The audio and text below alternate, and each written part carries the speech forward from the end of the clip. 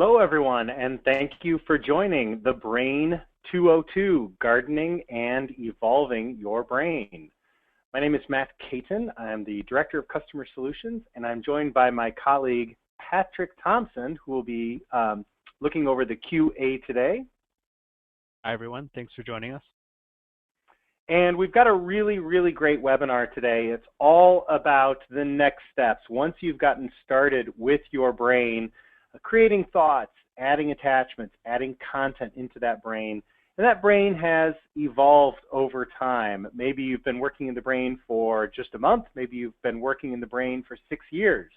From time to time, it's necessary to go in and clean house just a bit. And we like to refer to that as gardening in the brain. Just getting a little bit organized, reviewing areas of the brain that you haven't looked at in the past or in quite some time, or cleaning up high traffic areas of your brain just to get all the essentials easily accessible. And we're going to be sharing with you many different ways to do that. So there are a lot of different ways or different techniques that you can use within the application and different tools that you can use to really get the brain to be a digital reflection of your own organic brain. Now, as I mentioned, this is a more advanced class, so we're going to be sharing some more advanced features.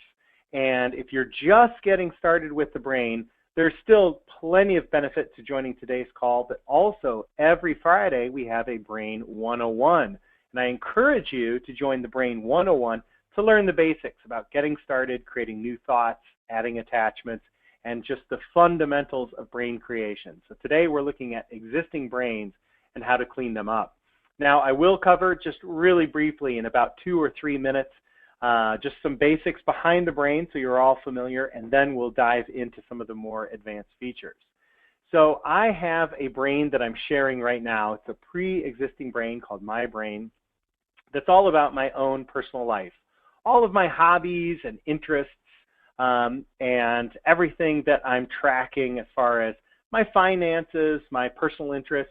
Over in the different area of this brain, I also have all of my work information. Now, I've been maintaining that pretty nicely and keeping that clean, but as you can see, my personal life, this particular area, has gotten a little bit cluttered. It takes me a little bit of time to find what I'm looking for. When spring break is coming up, my wife and I are planning some traveling with the kids, and I've got a thought here on my tropical vacation. Take me just a moment. There it is. And so tropical vacations. Now I click into that area and continue on with my research and adding notes about that information, etc. Now really quickly, let me share with you pieces of information in the brain are what we call thoughts. And a thought can represent anything from just being a placeholder for other thoughts to be connected to, or it can have notes. Notice I can open up the tool tabs down below. Let me just give this a bit more screen real estate. I can have notes on the tropical vacation. My notes are a little bit further down on specific locations and air travel and things like that. Or I can have file attachments. So I can add a link to a file or drag and drop web pages into the brain, drag and drop files into the brain. As you know, once you drop a file into the brain, let me go ahead and just open one really quickly. Let's say I've got this PDF. I can drag and drop that right into the brain. The default is to create a link back to that file, but I can always right-click on an attachment to move a file into the brain, copy a file into the brain, and I can change my preferences as well. So I can, rather than always dragging and dropping and creating links, I can go up into my options and go into preferences, where I can very easily set up the default to be moving files into the brain. If I'm always going to be accessing my documents internally in my brain, if I'm syncing that to the cloud or taking my brain with me on a laptop or moving it from machine to machine, it's best to move those files into your brain. Now, again, these are all called thoughts, and thoughts are connected via links. So we've got links connected to our child gates down below. These are subcategories of the current active thought. Notice that this thought has 2 parent thoughts. So the active thought is a subcategory of its parent thoughts.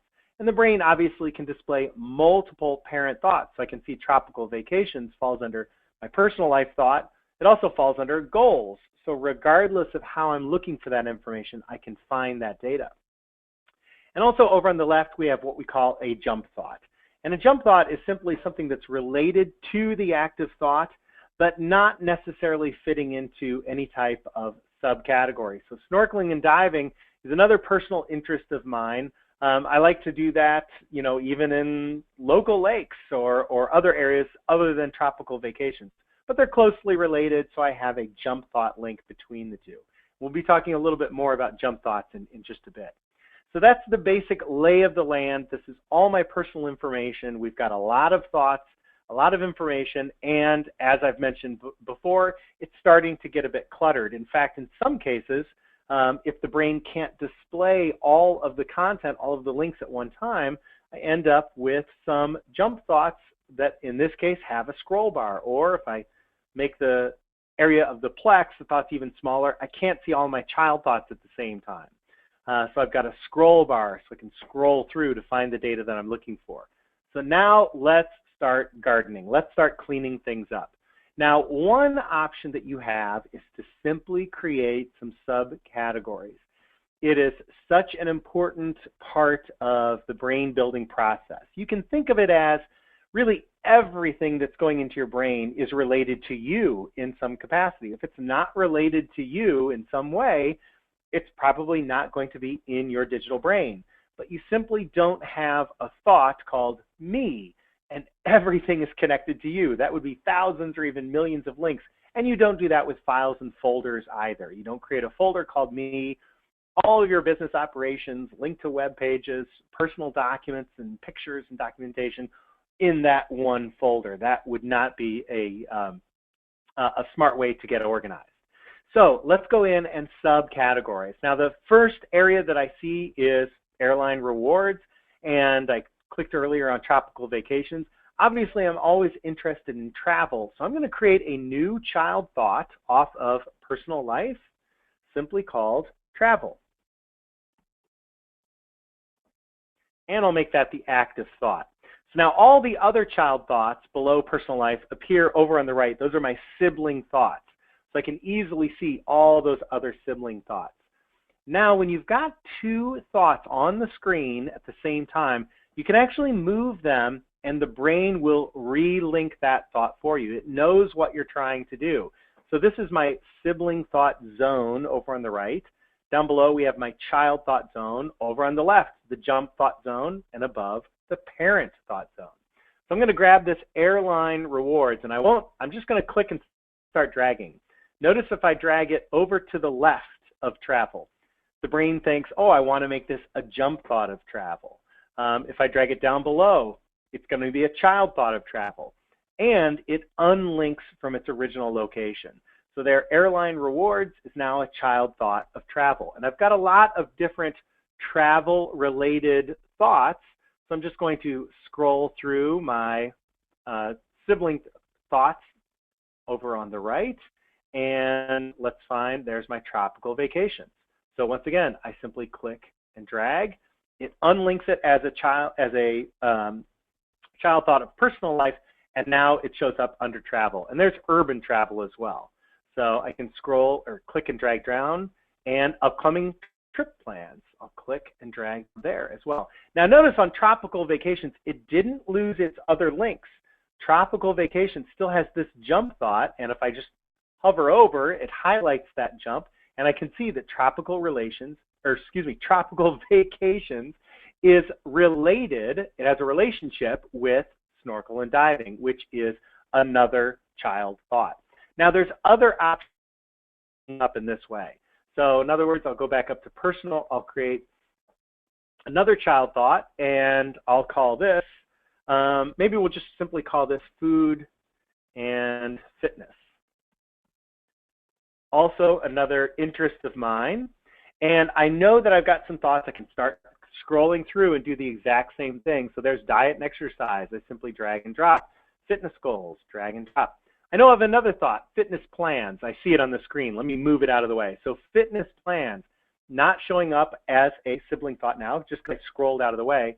But if I start to connect this thought, I'll click and drag and type in.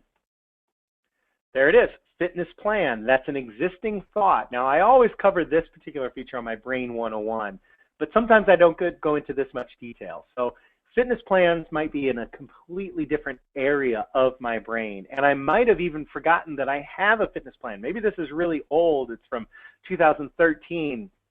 It's still valid information. I didn't delete the thought. And I can refresh it. I can go through, change the note, update. What was I doing then? What have I learned? What can I do now? So I'm going to double click on fitness plan, and that makes it a child thought of food and fitness. But it retains its original links. It's still linked as a child thought of personal life. So I can right click on a link at any time and select unlink. So that's another option for you for adding content into your brain or moving content through your brain, is to simply start typing in the thought name. Now, I know I have some more fitness and food related thoughts. So there's healthy living, click and drag, healthy eating, click and drag. And I thought I had restaurants as well. Let's see if I do. There it is, restaurant. So I double click and unlink it from personal life. So again, just a nice, easy way, a couple of different options for adding that content to those thoughts. Now, there's another option that we have as well. And for this, I'll utilize clean up my jump thought area. My jump thought area has become a mess. At first, I thought, well, my personal life, I'll have all my people linked over as jumps.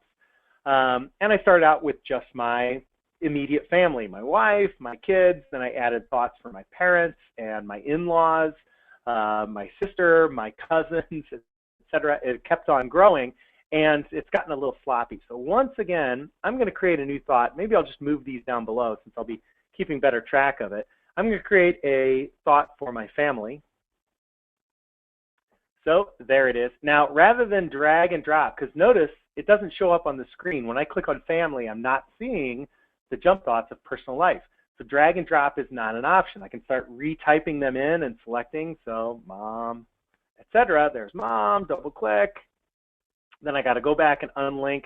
There's a few extra steps there that I can actually avoid. I'm going to go back to personal life, and I am going to control click on the gate.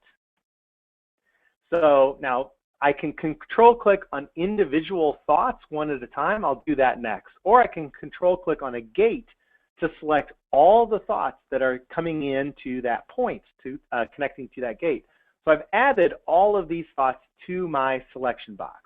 Now, I did that with the control click. I'm on a PC today. If you are on a Mac, that is done with a command click. So just a couple of simple differences, but the end result is still the same. I've added those thoughts to my selection box. There's a lot that you can do with thoughts in your selection box, and we're going to be covering, notice if I right click, there's a lot of different features here, and we're going to be covering all of these today because these are some of the more advanced features of Brain. In this case, all these thoughts that I've added into the selection box, I simply want to unlink them from personal life and link them to that new thought called family. So before I unlink, I'm going to make my link first. So I'm going to make my new links first and then go back and unlink. The reason why I like to do that is because if I unlink all of these thoughts from personal life, and then I get distracted, I get a phone call or an email, and I leave the task and then come back to the brain and close my selection box. Now I've got to go back in and manually find all these thoughts for Marty, Robert, Judith, Lisa, etc. In my brain. They've been unlinked from personal life. They may be linked up elsewhere as they are. Mom is also linked under my recipes section, etc. So they're linked up in different areas of my brain, but I've created a little bit of extra work for myself. So first I make my new links, and then I go back and unlink. It's an easy tip to follow, and helps you avoid extra work potentially in the future. So I've got all of my family thoughts. I can right-click and select to link selection as children of family. So all those thoughts that were connected as jumps from personal life are now child thoughts of family. Happens very quickly, as you can see. And this is a really, really great way to move bulk thoughts to different areas of your brain. Sometimes under a business project that I'm working on, all the documentation, maybe all the presentations, we've renamed the product, or that product has been sunsetted, but all of the content is still valid and needs to be moved to a different area of my brain. This feature really, really comes in handy for those situations. And notice I actually did that. I accidentally unclicked. I wasn't paying attention, and I deleted or I closed my selection box. Or did I do that on purpose? But of course, you can see I can still go back and control-click on the gate. I've added all of those thoughts back in. They're linked under family. I can right-click, and now I have the option to unlink the selection from the current visible active thought. So I'm not unlinking them from their other links that I don't see on the screen. I'm just unlinking them from the current active thought, which is personal life. So I select unlink. There they all go. Now I know I can safely close that selection box. And let's just click down to family. There are all my family thoughts. So I really, really quickly moved those thoughts into one specific area. Here's another option that you can do. If I go through for all of my hobbies and personal interests, again, I can control-click on individual thoughts. So I can control-click on house repairs, home renovations, gardening. Banking is not a personal hobby. Art and culture. Scroll down through the list. Oh, my recipes, that needs to be moved into the cooking and food area. Photography and snorkel and diving, sports, technology. So I think I've got everything that I'm looking for and what I'm reading. So I've control-clicked on individual thoughts. Now I can not control-click and continue to navigate through my brain. Maybe there's a thought that I'm looking for under my investments. No, it's not there. So I can continue navigating through the brain without the control-click. When I see something I like, maybe under travel, I want to grab urban travel. I like to research urban travel as a personal hobby, not just leave it under travel. So I'll control-click on that as well. And now I'll create a new thought called my hobbies. So here is my hobbies thought. I've added all of these thoughts to the selection box, and I'll just simply really quickly go through the same process. Right-click, and I link as children of hobbies, back to personal life, right-click, and unlink selection from the current active thought. So I've cleaned that area up as well. And now it's simply time to refresh a little bit and see what's left over. I still have a lot of my pet information and my investments information. So actually, I think I would like to put that under this existing thought, my investments. And I can go banking, drop that under there, insurance, retirement, upcoming expenses and bills, keep that there. I'll create a new area for my pets, since I've got a lot of data and information there. So I'll bring vets and my pet sitter. So I'm really quickly going through everything now just to make sure I've got everything cleaned up. I found a few areas that I need to touch up. My recipes needs to have, food and fitness should have my recipes underneath.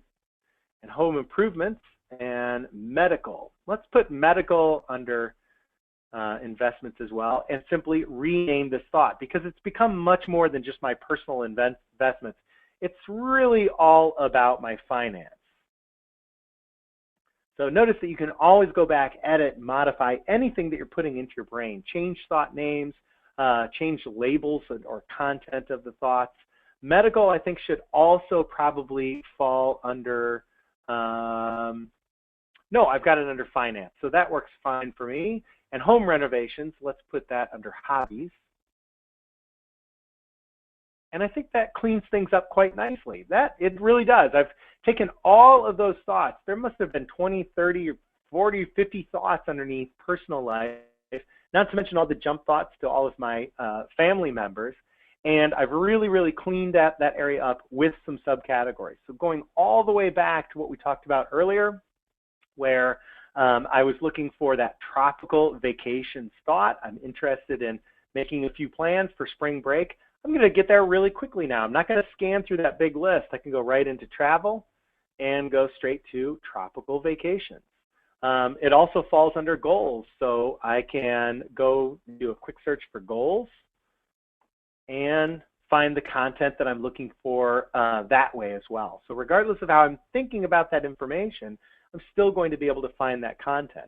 And obviously my wife is going to help me with my tropical vacation. So once again, I'll click on the past thought list and connect tropical vacations up to Laura.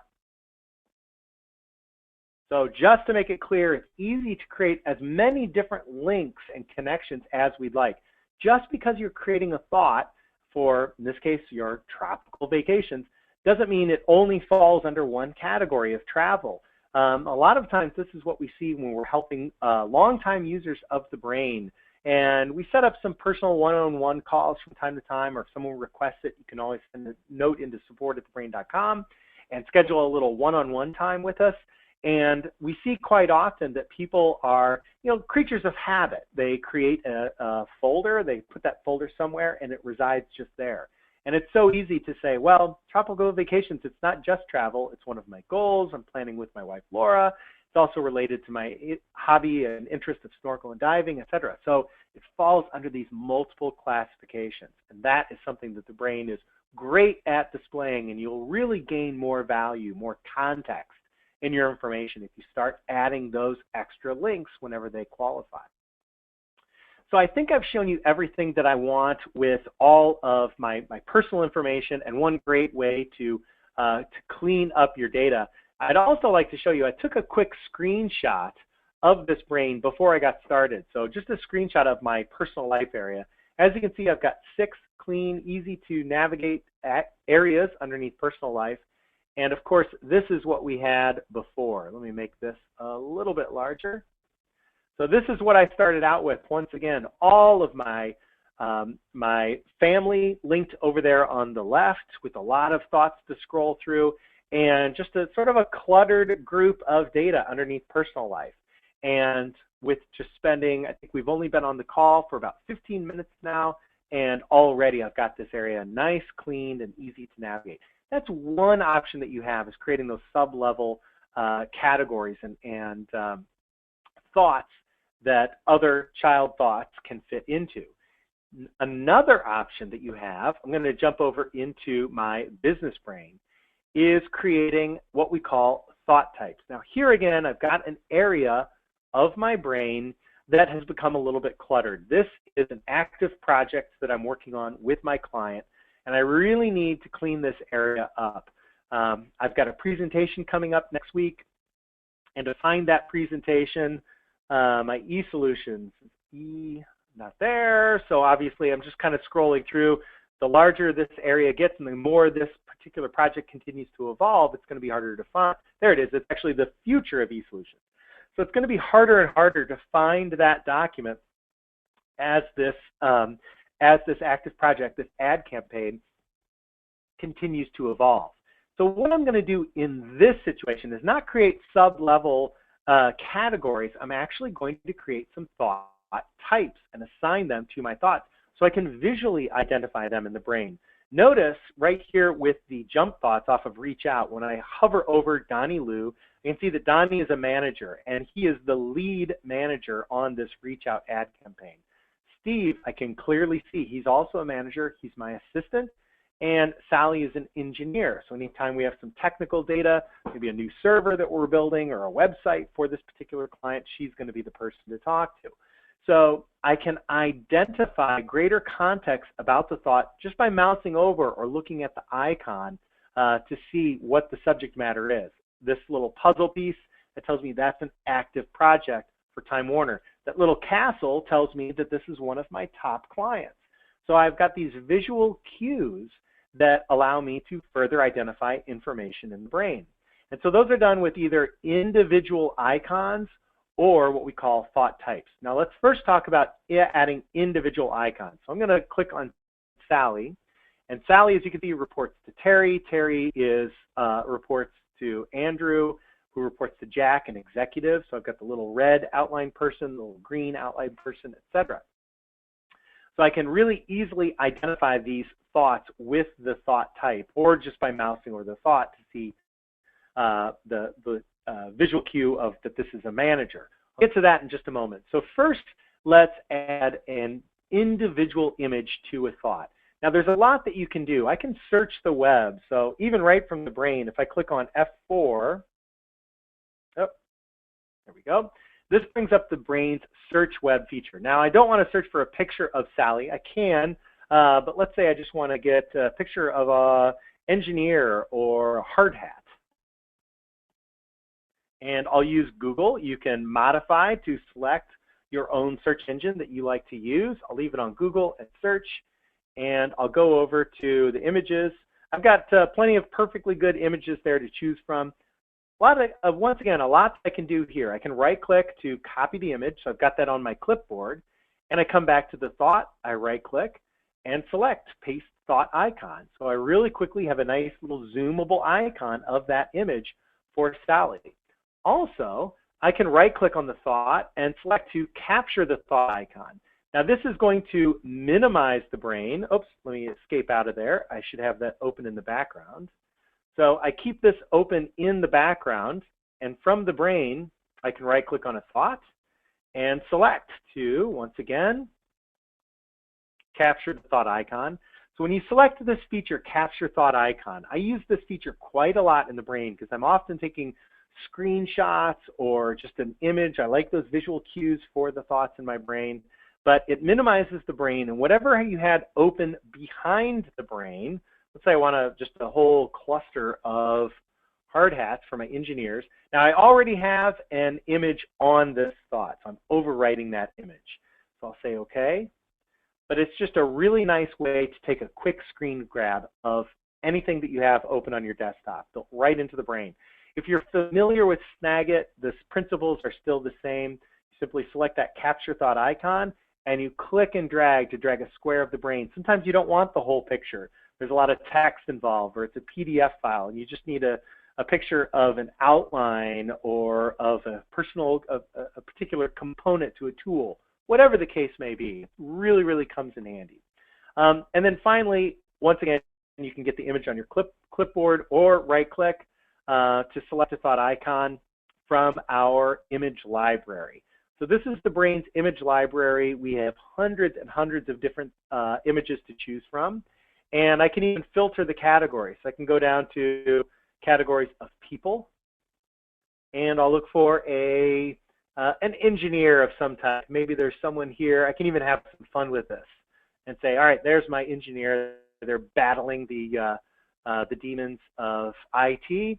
So there's my image for Sally Thomas. Whatever the case may be, you can find a lot of multitude of different image types there, or once again, select your own by using that capture thought icon or copying an image onto the clipboard. So very, very easy to add those personal touches to your brain, the visual cues for certain thoughts. Now we can do that in mass. We talked for just a moment about creating thought types. So let's go ahead and do that. I can see down below, I've got a lot of different thoughts that are quite simply my meeting notes. March 2016, I saw another one from February, April, etc. So I'm keeping track of what happened during these meetings and decisions that were made, etc. All of that information is on the thought itself, and I can see there's a PDF and some notes on this thought from that meeting all the way back in March that I'm archiving. So I'm going to create a new thought type. So to do that, there's a few different ways you can create thought types. You can do it right here from the Thought Type Tool tab. So I can click on plus and simply type in the new thought type name. So these are my meeting notes. Now that I've created the thought type, I actually go to a thought called meeting notes, and this thought is going to be connected and hold all thoughts that fall under the thought type meeting notes. I'll show you what I mean in just a moment. But before I connect anything or assign anything as a meeting note, I'm actually going to change the attributes. So on the Thought Tool tab, I can change what a meeting note thought type will look like. Let's say all of my meeting notes are yellow, and I'm going to add an icon. I can right-click on meeting notes or click on this little plus sign down below on the Thought Tool tab. And for meeting notes, a nice yellow book. That's perfect.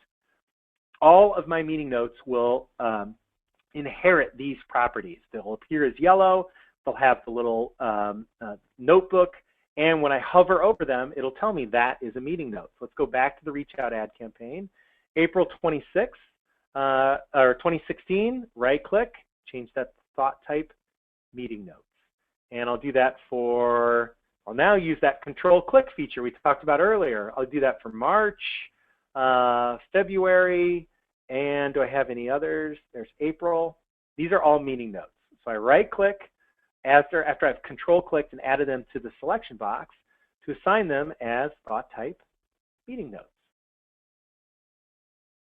So now I'm not going to be searching through all the clutter down below. I can quickly see and identify visually all my different meeting notes. I talked about that presentation earlier. Great, I'll do another thought type for all of my presentation information. So the future of e-solutions, I right-click, and I'm going to set up a thought type. Notice this also falls under a thought elsewhere in my brain called presentations. I'm fine with doubling up like that. In some cases, it won't be connected to presentations because it's a slideshow that we use during a presentation. It's not the presentation itself. It's a bunch of graphics or some cue cards or a script. So I create the thought type, new type, and I'm doing this now by right-clicking on the thought, presentations. It is singular, a presentation. And once again, I'm going to assign some attributes. So all of my presentations, we'll make those purple. That doesn't show up too well. Let's change that to a lighter purple.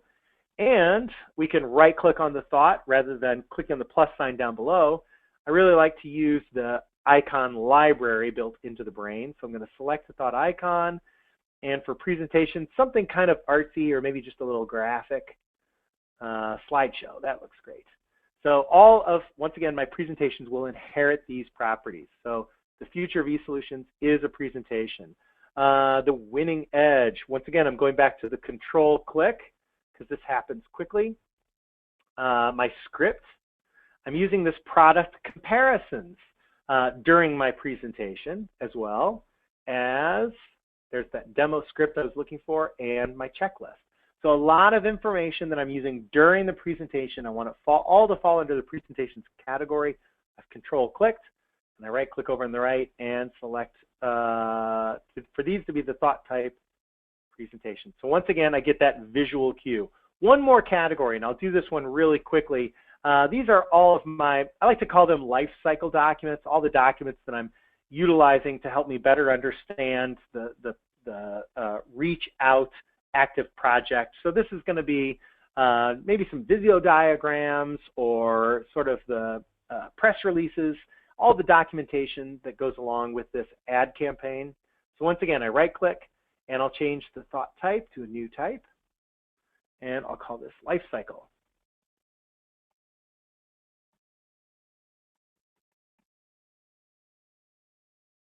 So we right click and we set up the icon, select thought icon. And so for my documents, let's go into the business category. And this looks good, a little pencil and a piece of paper. And this, notice, already has an icon, this little gold die that goes along with this thought. I want to point out to you that if you select a manual icon for an individual thought, then that is going to be the icon for that thought. That overrides the thought level, overrides a thought type. So even though this is a life cycle document, and I can see that when I mouse over this particular thought, it still has its own individual thought icon. Now, if I edit that, if I right-click on this thought and choose to select a thought icon, that art, as you can see, it already has one, this little die. I'm going to delete that icon. And now it simply inherits the, oh, it'll take a second. It'll probably just need to click away and refresh, but it will inherit eventually. It's got the icon for the life cycle document. So as soon as I refresh the brain, that will come back. Let's go ahead and add a few more to the life cycle. So I can right click on any thought. These Amazon servers, again, just some documentation on the life cycle of this project. So I go down to Lifecycle Documents and assign that as well. And let's add a few more. So I've got, let's see, Metropolis, there's a meeting note, and I think that's it for my Lifecycle documents. So that's fine. Let's add this as a Lifecycle document as well. Just to be sure, we'll grab everything and we right click. And you can come back at any time and reassign. You can add it in. It's always going to overwrite whatever the old thought type might be. So once again, I can go down to checklist. Let's say I accidentally assigned this as a presentation. No, that is a lifecycle document. So I can go back and change these at any time. So I right-click and select lifecycle document, and as you can see, it updates and changes the properties of that particular thought. Now, the advantage to setting this up, it looks like I've got one more. I've got a lot of web pages, a lot of graphic research that I've done for this particular project. So here I'll just have a combination. I'll create a thought called research. Maybe I don't want to have thought types for absolutely everything. In some cases, I do simply want to have a subcategory. So I'm sort of mixing and matching my different features and options. In this case, I'm going to just drag and drop a few of these down below. Let's see if there's any more. There's a couple of different websites. And this was actually a meeting note. So while I'm doing this, I'm going to right-click on this thought and set up the thought type that was a meeting note for this March 2016. And I think I've cleaned that up pretty quickly. I guess this sales forecast, I'll move that down under research as well. So I cleaned that up pretty quickly, and now I'd like to share how I can further implement speedy navigation through my brain.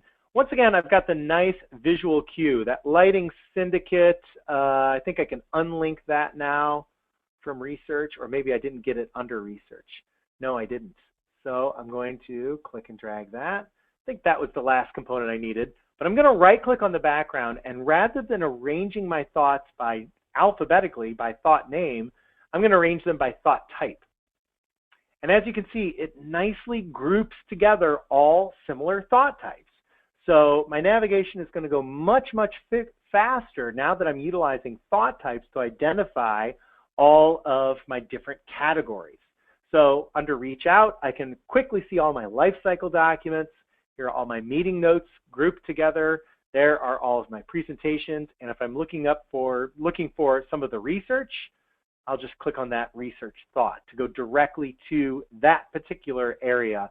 Now, I can come back later and create a research thought type and move these back under the Reach Out ad campaign. I can go back and modify at any time.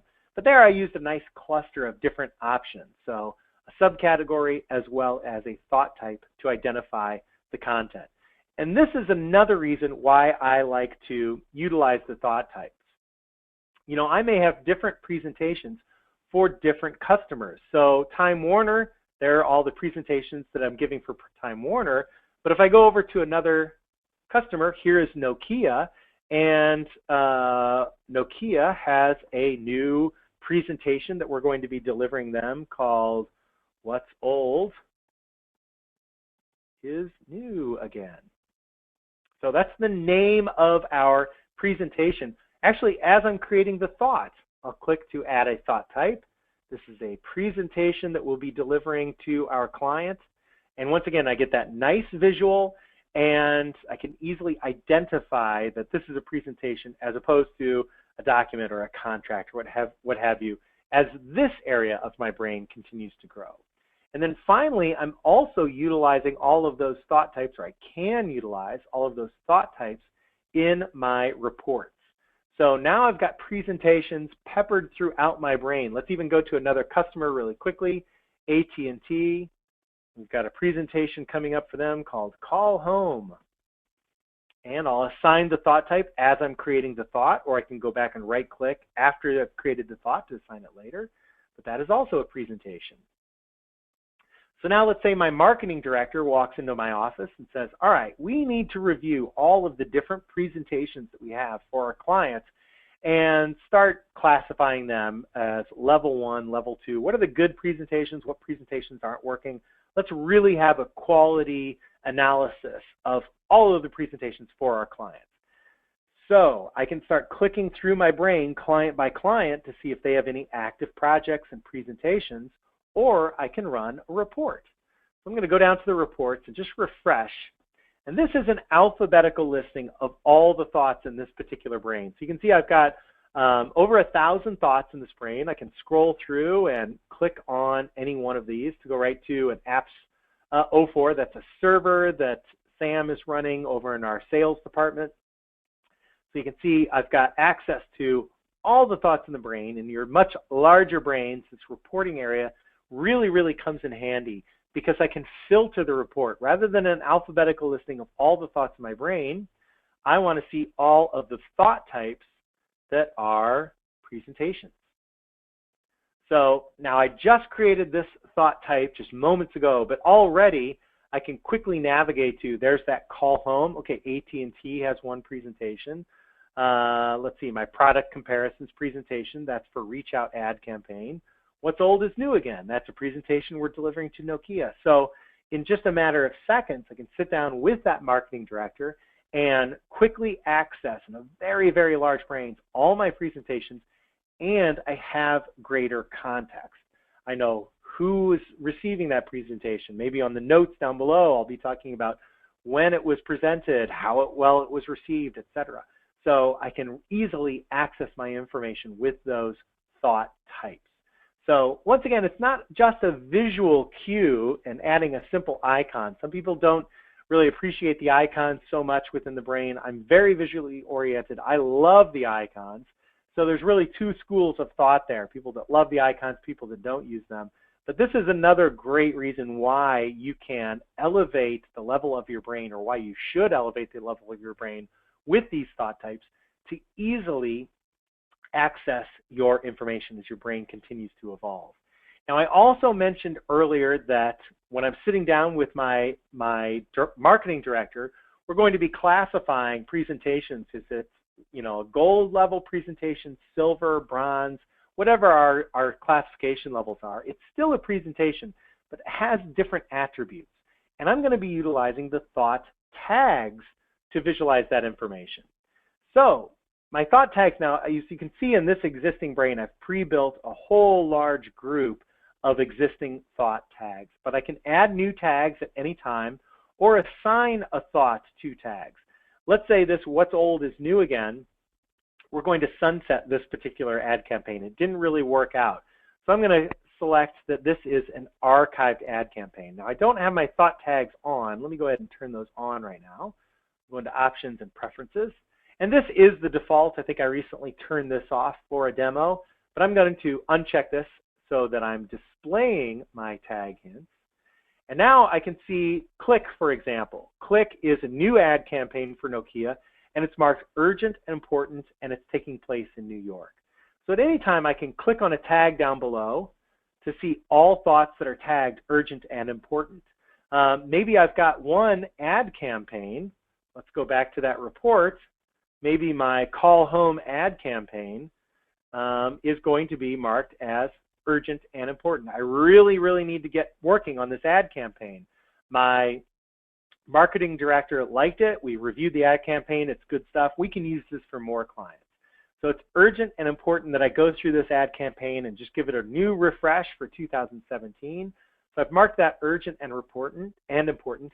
And we're also going to be utilizing this ad campaign for all of our clients in Chicago and London. It's really a way of highlighting our skills as a marketing firm in big cities. So Chicago, we'll say Chicago, London, and Los Angeles are all going to be receiving this particular ad campaign. Not London? Okay, we'll simply uncheck that from the list. And you can see there, it's once again still an ad campaign, falls under AT&T, but I've got, again, additional context. It's urgent and important, taking place in Chicago and our Los Angeles markets. So I've added some additional information. What else is happening in our Chicago market or our Los Angeles market?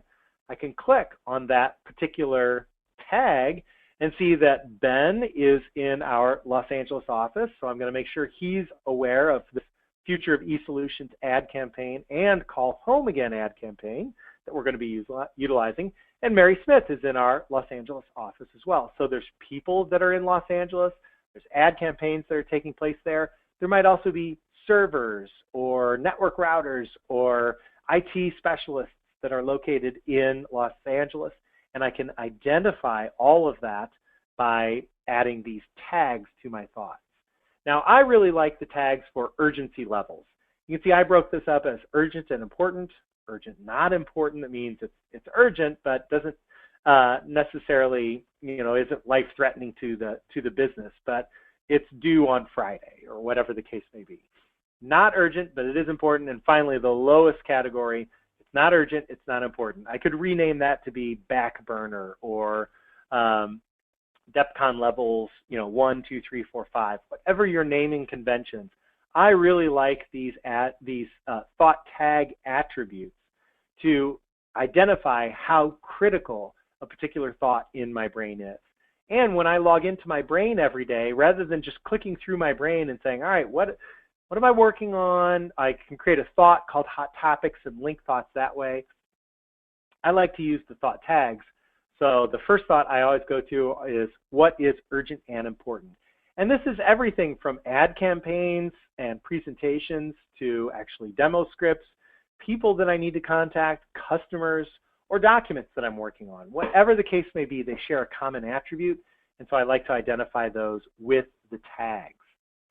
And so one last component before we get into the QA. I noticed the QA session is filling up, and Patrick is doing a great job of answering all the questions that you have.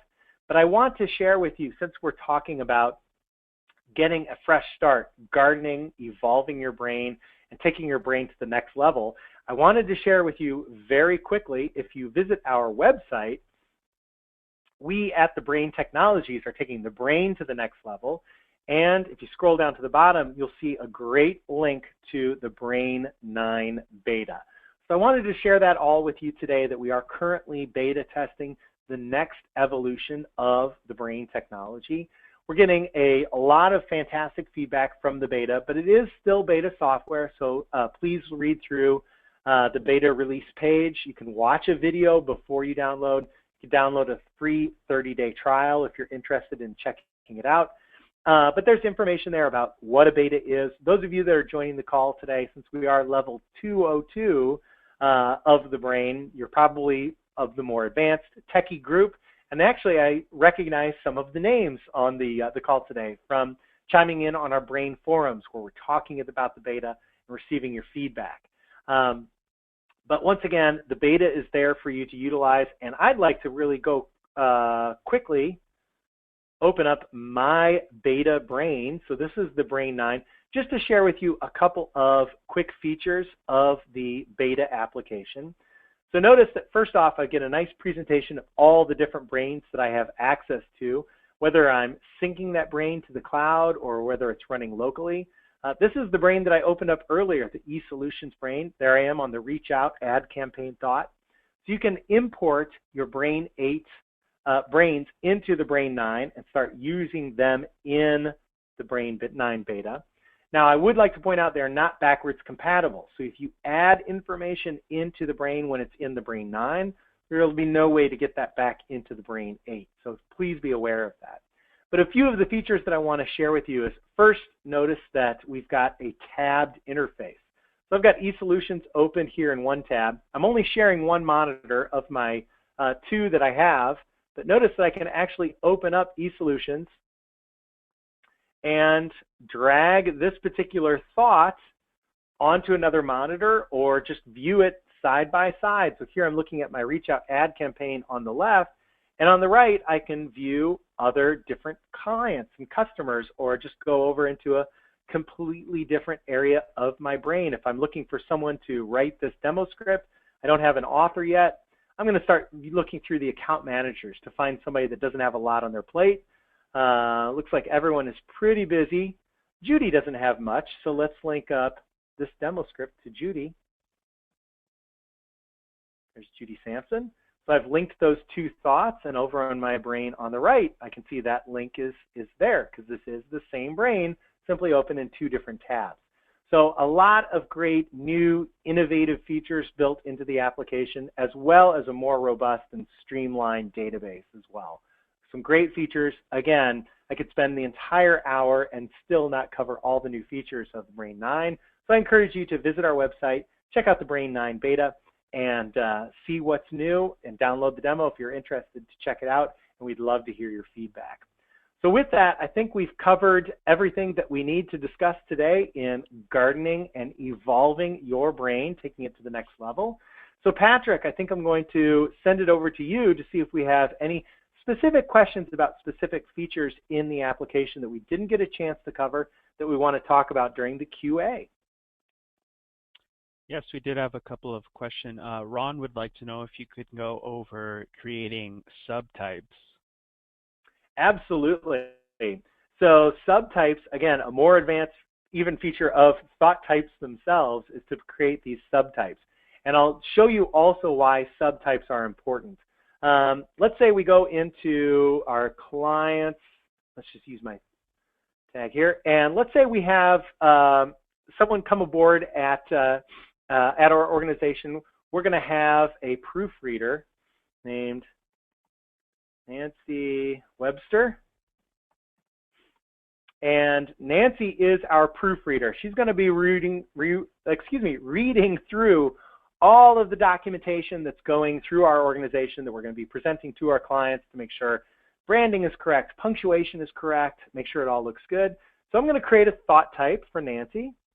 Thought type. I do not have proofreader here as an existing thought type. So I create the new type proofreader. And of course, I want to set up maybe a thought, just so we can see this show up properly. I'll go to the thought, and all proofreaders will be in red, and I'll add a quick icon. Maybe I've got some glasses here under acute finance. So proofreader, no, not under finance. Let's just go into objects. I'll pick something really quickly. They get a trophy. So there is my proofreader thought type. And if I go to my thought types list, I'll see proofreader. There it is appearing in the list.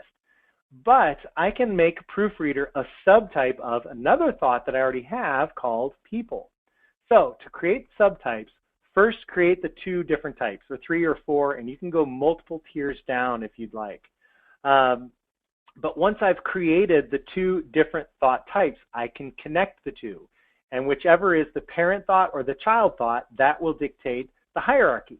So if proofreader is connected to people, so I'll connect people, that is a thought type, to proofreader. Notice that people has now 6 different sub-thought types. So a thought type is always identified in the Plex. It's got this little halo around it, this little sort of dotted line that's appearing around each thought. So you know that is a thought type. Also, if you look at the Thought Tool tab that tells you more information about the thought that's the current active thought, you can clearly see this is a thought type. So now what this does for me, if I look at my thought types down below, proofreader appears under people. People doesn't have an icon. We'll assign people a real quick icon just so it looks proper there in the, we'll say people are number 1. So I've got a nice icon associated. Back to my thought types. So there you can see there's people, and there are all the subtypes. Now, engineer and consultant didn't have an icon associated with it, so they inherit the icon from the people thought type. But these are all sub-thought types, and the reason why we do this is I can run a report and say, all right, in my reports, show me all of my proofreaders. Oops. Accidentally clicked. Thought types, show me all of my proofreaders. Well, there's only one, or I can say, show me all of my people. So that's the one I accidentally clicked on just a moment ago. There you go. So in my people report that I'm running, I see not only my managers, but also my consultants. And if I scroll down, I'll find Nancy Webster. There she is. She is a proofreader, but proofreader is a subtype of people. So I'm running this report, but I'm seeing all the subtypes show up there as well. You can filter your searches by thought type. You can filter your reports by thought type. So again, those sub-thought types for you advanced users is a really, really great way to say, all right, show me all of my projects. Now show me all of my green-lighted projects or my retired or archived projects, etc. But they still fall under projects. So there's a lot that you can do with those thought types and sub-thought types as well. Great. And Earl had a question. Can you print out or export your thought types, categories, or tags? You certainly can. There's a lot that you can do with copying content in the brain to print out or move into other types of documents or data sets. So a few things to share with you. First off, you can print the Plex. That's always an option. So I can go into Time Warner. Let's say I'm going to be walking into a meeting. I'm not going to have my computer with me, and I won't have a projector maybe or something, but I want to hand out a flyer just to talk about with people how things are going at Time Warner. So I can go to the Time Warner thought, and I click on File and select to print the Plex. Now, I suggest that you try printing to PDF. You can download free PDF printers. So I'll say, OK, print to a PDF. Say OK, save that on my desktop. So this is one option that you have. And I'm going through this really quickly, but you can see here's the end result. It's a PDF with the printout of the current Plex. Now, it's only going to print out what is currently visible on the Plex. So if you had a scroll bar, you get a scroll bar. You won't see all the jump thoughts or child thoughts if you've got a scroll bar. Or if you go into one of our many different views that we have in the brain, you can print those out as well. But once again, let me get back to the brain here. Once again, if something is off screen, so I can right click and go into, well, here, I'll just use the buttons up above to go into my outline view. Outline view allows you to see more than one generation on the screen at one time. So I can open up my checklist as well. So anytime I hover over a thought, I get a little minus sign, that's collapse, or hover over and get a little plus sign to expand. So I can, depending on my screen real estate, get a bigger picture of that information. But once again, when you print out, say I print out in the current view, we're going to be cut off right above gold. That won't show up in the printout, or right below the thoughts, the corporate portal development. I won't see anything below that. So be aware of that. And you can play around with the size and scale of thoughts in your brain before you print out. Or you can even go into multi-page poster printing, another feature where you say, all right, print this out on for a whiteboard or for a big brainstorming meeting. Print this out on a 3x3 grid. So it'll actually break this up and print it out on 9 sheets of paper. So a lot that you can do with your printing capabilities. Now, you can also export to print out a list. I think maybe that's where you may have been going with that question. Whether it's thought types, thought tags, again, those are thoughts in your brain surrounded by that halo. Or you just want to print out, let me bring this back to normal view. You just want to print out Time Warner in an outline to review in a document or to submit for a proposal, everything you've put together. You just want to print out Time Warner and all of its child thoughts. So we add Time Warner to the selection box. Again, I did that with the control click. I can now right click in the selection box and let's utilize more of these features. I'm going to crawl and modify my selection. So in my selection box, I'm going to add to the selection. You can see you can add or remove depending on what you've got in there so far. So I'm going to add to my selection box every childward thought, that means below the active thought, for 4 generations. And I'll say OK. So 47 thoughts have been added into my selection box. Now, everything that's been added in, you can see here on the screen, they have these little marching ants going around them. So they've got a little outline, so I know that thought is currently added. I can go in and manually add other thoughts into the selection box if I want. I'll just stick with what I have so far. And I'm going to share with you a couple of different ways that you can now take this information, what you can do with it. First, I can copy as a text outline. Simple enough. I select Copy Text Outline, and I'll open up just a Notepad document and Control V to paste. So there I have a nice little outline of Time Warner and all the different subcategories. So there at the top, Time Warner, I've got corporate portal development with a couple of child thoughts down below that. My reach out ad campaign, all the components below there. See the world, all the components below See the World, etc. So now if I've got my boss or colleague, someone that doesn't use the brain, but they want to sort of see an outline of what's going on with this particular project or what I've put together, this is a very quick, simple way to do that. You can also back into the brain, right-click, and copy with outlines with the notes.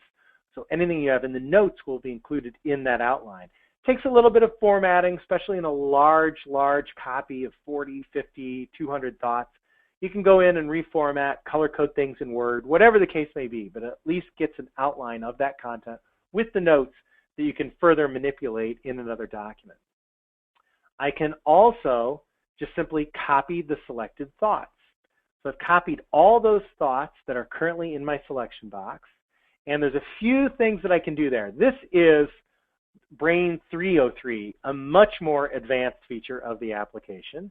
For this, I'm going to open up my Notepad++, a little utility that you programmers out there might be familiar with. A lot of different sort of code editing software is available, but here I'll just paste. It hasn't color, maybe I've got it set up to the defaults. It doesn't color code it yet, but this is the XML that's happening behind the scenes. So this is XML content. Now I've copied not only the thoughts, so there you can see the project plan. That's the actual Excel spreadsheet that's connected to this particular thought. I've copied all of their thought IDs, the color code, the icon, everything about that selection box. All the thoughts in the selection box have been copied. If you know your way around XML, then the world is your oyster. You can actually copy this into other programs or play around with it, manipulate it into, get it into other databases, etc. You can also import from XML. So you've got a relational database, you want that visualized in the brain, you can copy the XML, properly format it, and get that into the brain as well. We do have some additional documentation. This is a much more advanced feature of the application. If you love XML and this is what you've been waiting for, send us a note at support@thebrain.com and we'll send you the XML documentation that sort of explains all the entry objects and formatting and attributes and so forth that's happening. Here you can see just 47 thoughts, but I've got well over 5,000 lines of code here that write this content. So that's the XML export. I still have that content, though, on my clipboard. I've copied those thoughts. I can also create a new brain. So new brain, I'll call this TW for Time Warner. And I'm starting with a blank slate. So I've got just a single thought in the center of the brain. I right-click on the background and paste. And yes, I want to proceed. All of that data, all of the content, the thought types, the color coding, the notes, the file attachments, it has all been pasted into this brain. So now I've segmented out just that one client from a brain that has information about hundreds of clients. I've sectioned out just that client, that specific client's content, and you can see it goes 4 generations down as I've specified. And now I can take this information and maybe I want to share my brain. I want to sync this to the cloud and give my colleagues read-only access so they can navigate through the brain online, or give them editor access. If I upgrade them to Team Brain Services as well as myself and give them editor access, we suddenly have collaboration. And so rather than sharing my master brain with them, I've segmented this section out. I'll share this as editor with them and continue on with all of my Time Warner information just in this brain, collaborating and editing with multiple colleagues. So as far as getting content out of the brain, whether you want to just print out a quick list, an outline, that's an option, or XML, another brain, or print screen grabs of the Plex for brainstorming meetings, all options of the application. Great. We have really no other Brain 8 questions, but we have lots of questions coming in about the Brain 9. And I just wanted to remind everyone that please do join us on our forums. We have also lots of discussion on there. If you have any specific questions about functionality, or if you're trying out the Brain beta and you have a bug that comes up, feel free to report it there and we'll address everything there. Absolutely, yeah. We're happy to hear more from you about Brain 9, whether it's a feature request or, as Patrick mentioned, a bug. Patrick and I are quite active in the Brain 9 forums, so we'd love to hear what you have to say. We're in there on a daily basis. You can speak directly with us about the Brain 9 and different features, so we're happy to hear from you at any time. So thank you, everyone, for joining Patrick and I today. It's always a pleasure to not only introduce people to the brain as we do in our Brain 101 classes, but also show off some of the more advanced features for you longtime brain users out there. So hopefully you learned something new today, and feel free to join us at any time again in the future. We've got other brain webinars coming up in the future. You can always visit our homepage or sign up on our homepage for our newsletter, so you'll always be informed about specific topic-centric brain webinars that we'll be presenting in the future. So thanks again for joining us today. Have a wonderful rest of the week, and as always, enjoy your brain. Thanks, everyone.